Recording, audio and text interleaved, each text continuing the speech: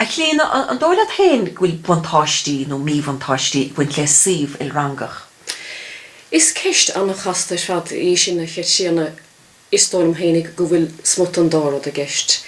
Mar bháthir agus mar bhún teis i hím sistocha go bhfuil annach réir an bontáistí buint leis an Suíomh Ilrangach. Mar i dacha sóis tá sé anna húchlánach a bheith móine Suíomh Ilrangach.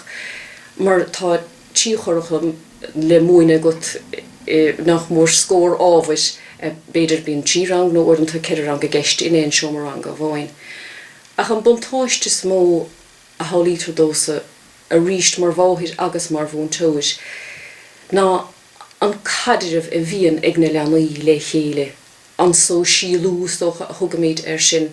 Fála míon leanaí agus iad anna óg conas immert leanaí i bhad níos óige ná iad. Nó beidir tí nó ceirm líana níos síana ná iad.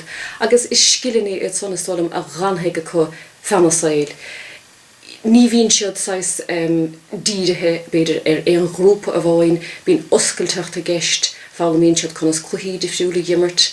Den het sevidú a gomas tangan héin of a hegéisteach le anna eile agus tá mór an bontáistí de buintas is stodum ó heh forbert hóisialta an linneh is Suíomh Ilrangach.